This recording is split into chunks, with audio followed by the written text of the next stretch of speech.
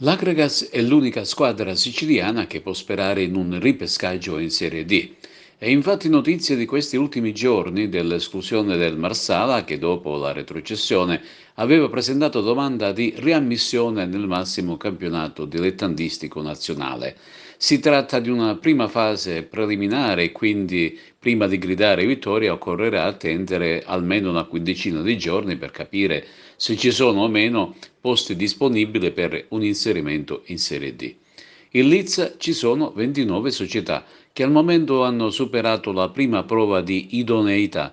Intanto in questi giorni il Dipartimento Interregionale ha diffuso le date per formalizzare le iscrizioni delle società aventi diritto alla Serie D stagione 2020-2021.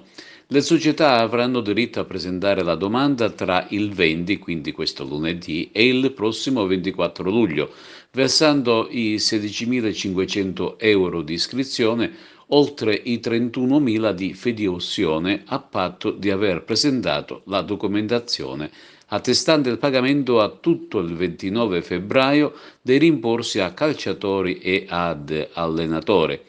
La Covisod entro il 28 luglio, invece, esaminata la documentazione, comunicherà il proprio parere.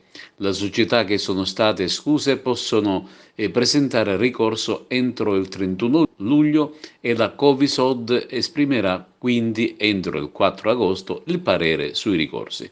Quindi di fatto sino ad inizio agosto non si avrà il quadro completo dell'organico della Serie D. Sul fronte del calciomercato, il bomber Beppe Sant'Angelo, dopo 2 stagioni consecutive con l'Akragas, ha deciso di sposare il progetto dell'Unitas Sciacca, squadra della sua città di residenza. Avrà come tecnico Giuseppe Geraldi, che lo ha fortemente voluto in verde nero, e farà coppia con l'altro bomber di razza Pasquale Galluzzo.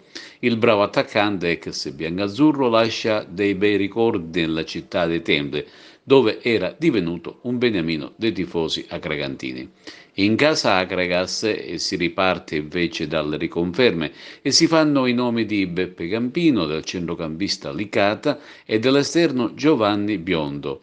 Il DS Ernesto Russello, in sintonia con il tecnico di Gaetano, sta lavorando su una lista di nomi contattati che dovrebbero a giorni firmare per la compagine dei tempi.